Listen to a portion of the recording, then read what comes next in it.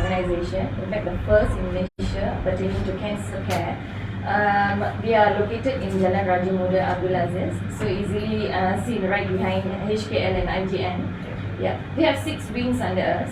We have the Cancer and Health Screening Clinic, we have the Nuclear Medicine Center, we have the Quit Smoking Clinic, we have the Children and Adult Home of Hope, and also Resource Wellness Center.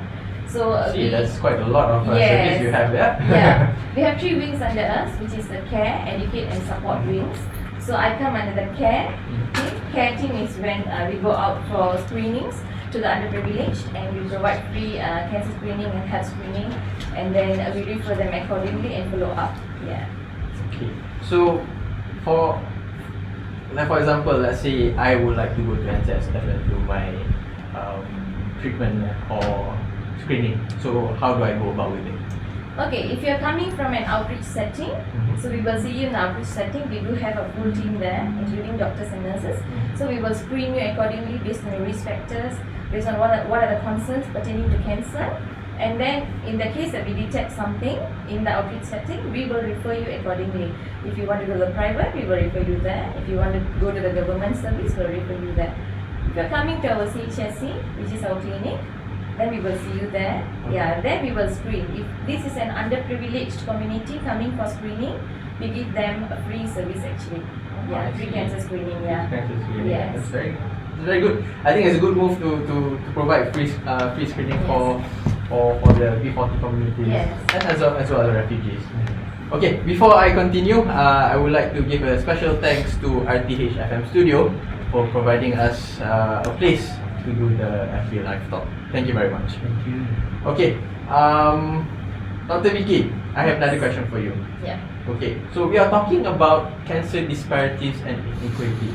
Can you tell me more about the statistics? What is the most common cancer in Malaysia? And can you tell me about what is this cancer disparities and inequality? I think I'm very sure people are asking what is this? Okay. I want to know more about this. Yeah. All right. So to begin with, the term disparity is actually based on Google. The term disparity means Google, difference, yeah. But it's an accurate meaning. Difference in the level of care or level of treatment. Okay, that is disparity. The term inequity actually means a lack of fairness. Okay, in the level of treatment or care. That means pertaining to Malaysia, not only Malaysia, globally, there's a huge difference in the level of care, cancer care, when it concerns the rich and the poor. And also, like you said, different ethnicity, different socioeconomic status. There is a huge disparity. So statistically, in Malaysia, we divide male and female cancers. So the commonest among females are still breast cancer, leading on the top. Okay, followed by colorectal cancer for females. For males, it's actually colorectal cancer, followed by lung cancer. Okay, and most of the patients are presenting to us at later stages. That means stages 3 or 4. Almost more than 50% is presenting late. That means the moment they come late, it's later diagnosis, later treatment, more expensive. Okay, yeah. Okay. All right. Yeah. You were talking about patients coming in later stages of the disease. Yes. So later we will talk about that. Yes. So now I'm going to focus my attention to Dr. Shazli. I think he's very exciting. He's excited to talk. So I will ask you a question, Dr. Shazli. Yeah. Okay. So since you are CEO of for Yayasan MAAEDICARE, you've seen a lot of patients. I think you have about more than 10 years of experience. 8 years in KKM, and then 3 years in private, if I'm not mistaken. Yep. Okay. So for this 11 years of experience you have being a doctor, okay, what do you see in terms of their socio-economic status, their race and ethnicity? How does it contribute? How does it contribute to these disparities between the inequality of treatment for this patient?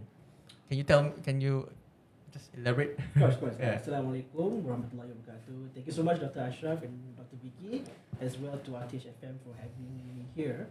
Okay, so yes, World Cancer Day was actually on the 4th of February. All right, so this is actually to highlight the requirements for all of us, the healthcare, the people, the leaders to come together to actually try to overcome and control and manage cancer care throughout the world. Okay, so during my practice, I think it's over 15 years of practice in medical care, there is a clear or quite discouraging disparity and inequity with regards to cancer care for certain patients, all right? So usually sometimes it can be based on their background, okay? So it could be due to the ethnicity, it could be due to their education levels, all right? And sometimes it could be their race, their gender as well. Okay, so in Malaysia, the good thing is Ministry of Health of Malaysia is doing its best to actually close this gap, even way before this close the care gap idea came about. So they were trying their best to actually create awareness of cancer to all the people of Malaysia, all right? And then they wanted to create ways of prevention of cancer as well. Okay, so however, the outreach is not 100% foolproof. So it's unable to reach certain rural areas, you know, certain socio-economic background, or the poor, of lower educational background. Okay, so these are the ones that they will lose out to this treatment or detection of cancer. So again, like Dr. Vicky mentioned before, cancer, the only way for us to treat it, the first line of defense is of course prevention, and the second most important is early detection. Right, so we can at least do this early, we can actually come up with a plan for management and treatment. So the thing is, when there is a disparity and inequity with regards to race, religion, or even geographical background, it creates a problem of us making this fair and equal to everyone. So I get a lot of patients last time when I was working in the hospital. They do have, for example, early signs of breast cancer, but to them, they don't look at it seriously, all right? And then some of them being of a very traditional background, they will look for traditional treatment, all right? So by the time they try all sorts of magical hocus pocus sort of treatment, this cancer will actually start to spread, all right? And then by the time it comes to the doctors, you'll be already spread to other parts of the organ, to the liver, to the brain, to the spine, okay? So this is where education hasn't reached so-called the rural areas, or even of the lower socioeconomic, or even the lower education background people.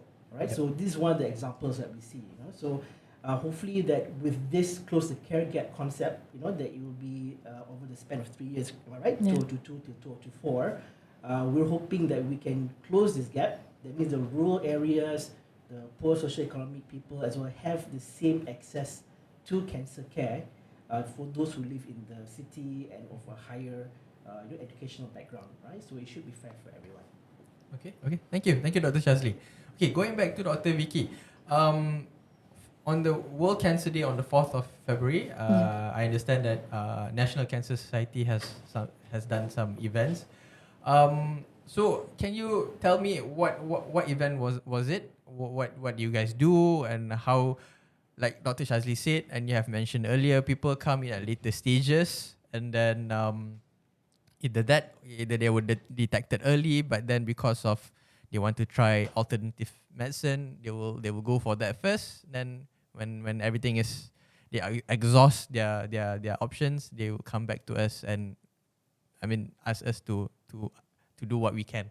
So when we have that kind of situation, what can we do actually? So during that event, do you have like some sort of counselor or some sort, or do you have a health awareness talk to educate these patients about the disease?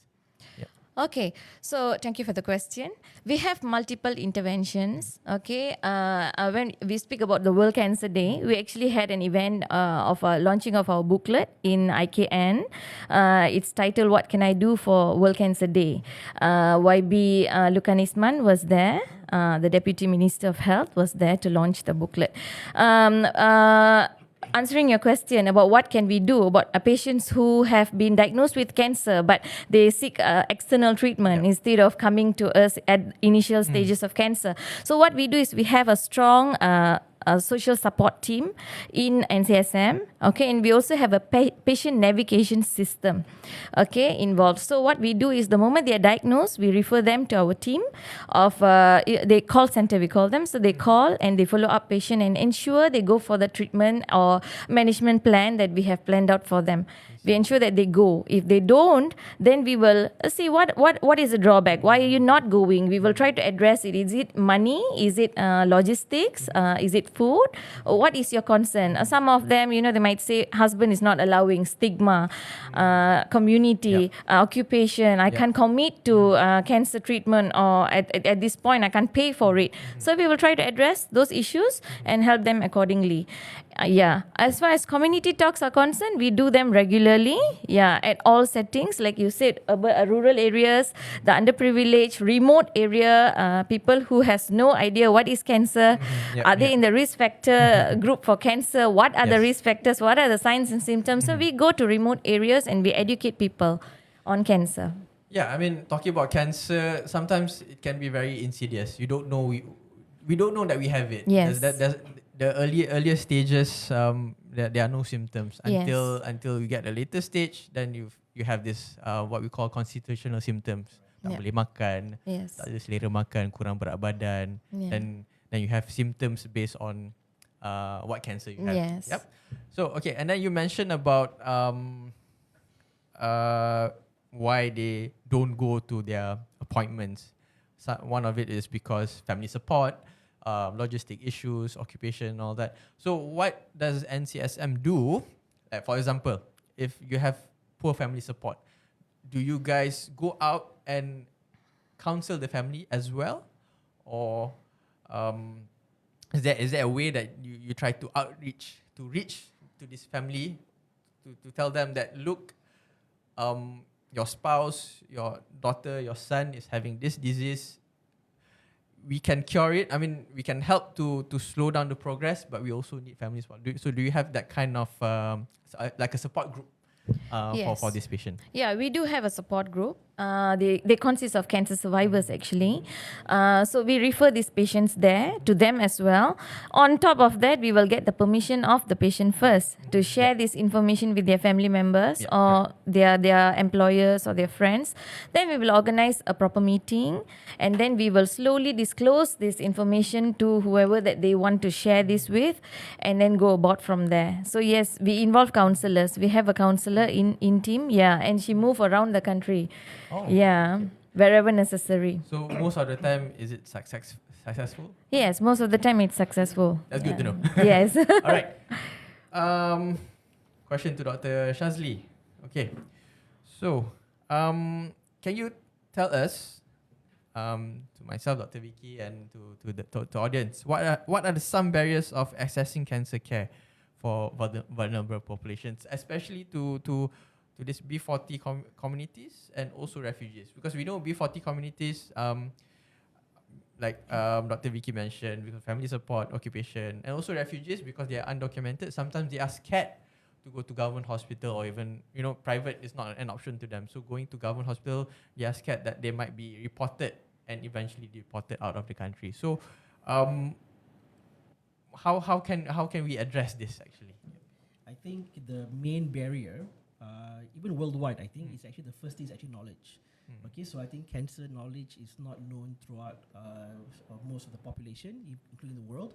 Okay, so they might brush it off, as like a small skin patch or a small swelling and so on. So I think the first thing that is a barrier is actually knowledge, because if you have the knowledge, as people say, knowledge is power. So they would initiate them to start, investigating, and go for seek treatment and so on for screening. But nowadays is actually the education process of conveying this knowledge to the rural areas or the remote areas as well, and to get them to realize that if you do have certain signs or symptoms, they should seek professional help or screening. Okay, then of course the second barrier as well, worldwide, is also the cost. All right, so I think they all know that, for example, when you mentioned the refugees or the foreigners, they know that in Malaysia per se, if they were to seek treatment, any sort of treatment, whether it's an acute or chronic or even cancer, right, they will be charged a private rate. You know, so that's the one thing that they fear about, you know. So, and then second of all, they're afraid to be deported back to their own countries. So that's why during the COVID-19 pandemic, there was a situation whereby a lot of our healthcare people who went around found actually dead bodies in their own homes in the squatter area because the foreigners were too scared to come to the hospital when they were having acute COVID-19 symptoms, you know. So that is one of the reasons as well, you know. So I think costing is the second thing, because, you know, cancer treatment is not cheap in a sense, you know. Of course, it's going to be the knowledge of the doctors, the oncologists. The medications are quite expensive. Chemo, radiotherapy as well is very expensive, and it's not short term, you know. So you can't treat cancer within 2 or 3 days. You know, like antibiotics for 1 week. It's going to be like months and months of treatment for the recovery rates to be successful. Right, so I think cost is also a big issue as well as one of the barriers. Yeah, and then the third one I think is also accessibility. All right, so I think, for example, NCSM, the good thing about them is they are sending people out to the locations to spread the education about cancer, but some of them may be too remote to be accessed, you know. So that's why we've got all the orang asli population, and then, you know, that in Sabah Sarawak there are still villages that can only be accessed through a boat or helicopter, or you know, to hike there, whatever it is, kan.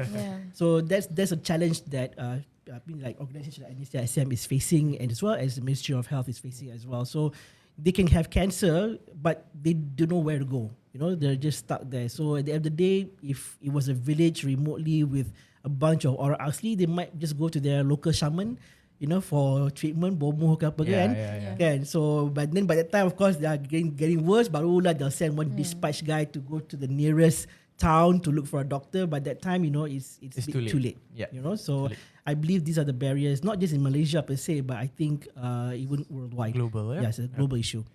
Okay, so before I continue, let me just take this opportunity to promote MAAEDICARE.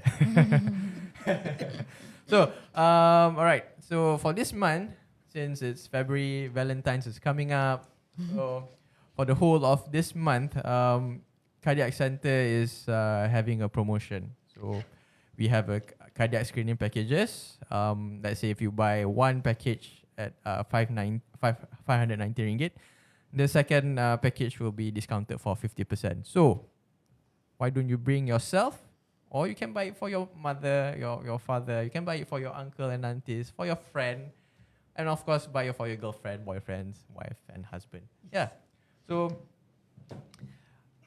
what we are talking about today is why I'm promoting this, because what we're talking about today is early detection is important. Primary and secondary prevention. So Dr. Vicky has mentioned it. Dr. Shazli also has mentioned it. For cancer, early detection is the key to detect whether you have cancer or not, right? Yes. Yeah. So this question is for Dr. Vicky. So what are the risk factors, and at what age do you recommend patients going for cancer screening? Risk factors for cancer, we have modifiable and non-modifiable risk factors. So modifiable risk factors is actually lifestyle. Okay, so poor dietary choices, lots of red meat, less of fiber and green vegetables, poor exercise, okay, poor physical activity in that patient, smoking, alcohol, okay, all these predisposes to cancer. Non-modifiable risk factors would include genetic. So family history of cancer, or they have some genetic components that carries cancer, like BRCA1 and 2 for breast cancer. Age is non-modifiable. So these are risk factors related to cancer. But talking about genetics, I think it's very interesting, because now, you know, when mothers get pregnant, they can take out certain genes. So I think, Shabim, I think for next topic we can talk about genetics. Maybe genetics we can change from non-modifiable to modifiable risk factors after this. Yeah. Okay. All right. Going into the last question. This is for both of you, Dr. Vicky and Dr. Shazli. How can healthcare providers and healthcare system play a role in closing the gap for treatment of cancer? I think Dr. Vicky, you can start first.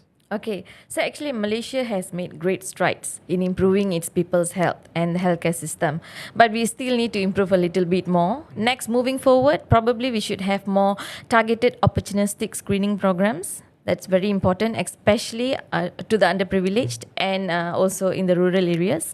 Second would be more educational campaigns because, like what doctor said earlier, education, awareness of the cancer. So we should educate people. Third thing, a proper patient navigation system. That means from the onset of a screening to early detection to diagnosis to treatment to follow up post cancer diagnosis. This whole thing should be thoroughly systemized and also put in a proper structure and emphasized. Yes. Shazli? Yes, I think Dr. Vicky's ambition and ideas is very holistic, and I really respect NCSAM's, ambition and your hard work to do this. But I believe it's the same thing goes. I do echo her sentiments as well.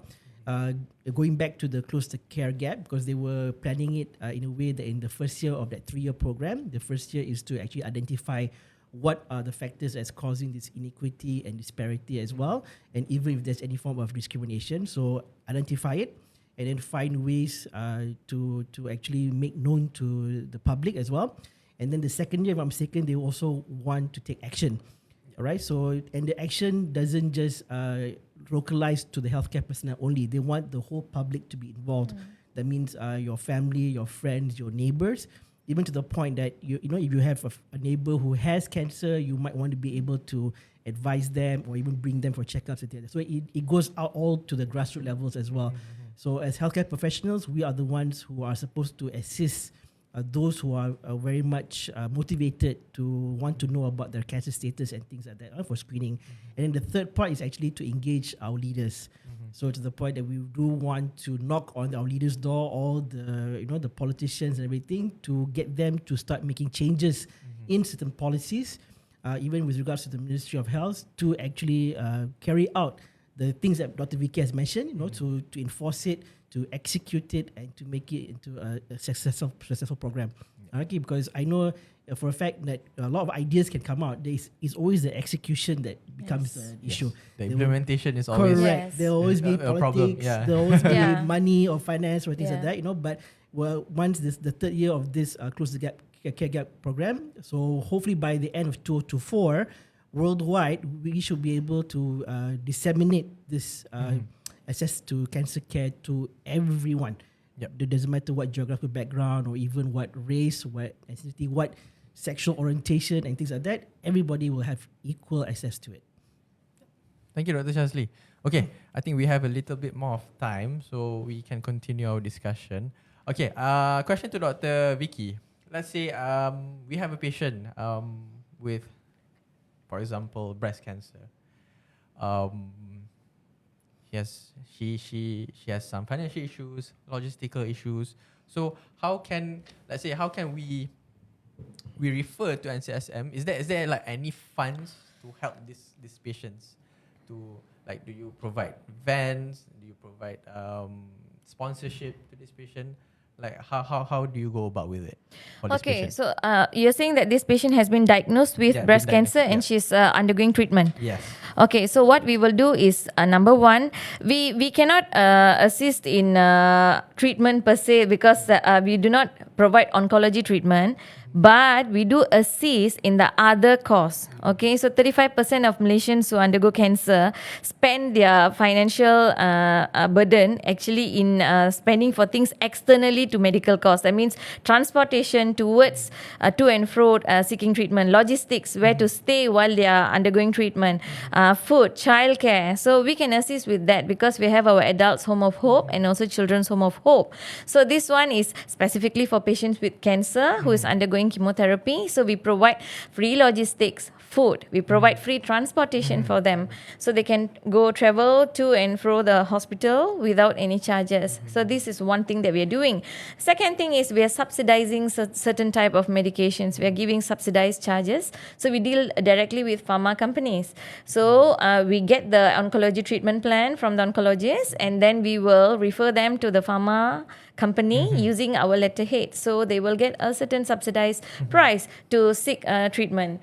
Yeah, because there's a huge discrepancy in the yeah. national treatment plan, and as far as private patients are concerned, if you can get the drugs outside, then you have more targeted therapy, immunotherapy, better treatment Better available. treatment, Yeah, so we try as much as possible to ensure that they are accessible to this sort of care. Yeah. That's excellent. I think NCSM has done. I think what you guys are doing is excellent. You guys are helping the patient as much as possible.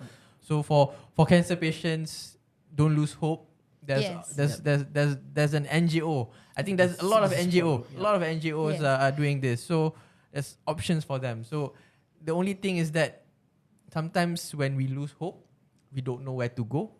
So that's why I think NCSM is a leader in outreaching and disseminating all this information. Yes. I would like to also commend the NCSM because when Dr. Vicky mentioned about the support group, because all people always assume that the cancer, for doctors' point of view, the cancer only affects the patient, but actually it affects the whole family. Yes. The dynamics will be affected, the finance will be affected, So that's one thing that we cannot overlook as well. So it's not an individual problem, it's actually a dynamic problem. So sometimes it can even go extend towards the community as well, So it's good that NSM is doing all this. I'm very, very impressed with what you guys are doing, So hopefully later on, Yayasan MAAEDICARE, with the collaboration with NCSM, we can do projects together and promotions together, to actually spread the word to others. Yeah. That's excellent. Yep. So Dr. has mentioned it. Yayasan MAAEDICARE has a collaboration with National Cancer Society Malaysia. So for us we think that NGOs should work together so that patients have holistic coverage of accessible healthcare. Yes. So let's say for patients having heart problems, NCSM can refer to us. So if we notice that patient coming to us has some sort of cancer markers are raised, we can refer to NCSM and do the proper investigation and subsequently referring to oncology or a primary department that is what the patient has. Okay, I think we have come towards the end of the discussion. Yes. Dr. Vicky would like to say something about World Cancer Day? Yes, so this is just a promotion of what NCSM is doing in conjunction with the World Cancer Day. We are having a clinic open day on the 11th and 12th February. It's from 8 a.m. to 1 p.m. So they can actually register for this code. It's available in Doc On Call. Okay, or they can walk into our clinics as well. So we provide the screenings. There's a certain free health screenings here. This is paid screenings. Under the paid screenings, we do cancer screenings and also the general blood profile. Yeah. So during these 2 days, actually, we also provide free cancer screening for the underprivileged. A certain number of people will be coming in for free screenings as well. Yeah. Okay. Can you tell us more about the cancer screening? What is comprising of those each component? So under all right. So for the free ones, we will have blood pressure, body mass index, individualized cancer risk assessment. So we have a personalized cancer risk score, random blood sugar and waist circumference. So this is the general health screening that is accessible to everybody who's walking in on that day. Along with this, we actually have other booths called Jom Bora. So Jom Bora is where you can see our counselor, and then we have a dietitian on board on that day, so you can meet our dietitian as well.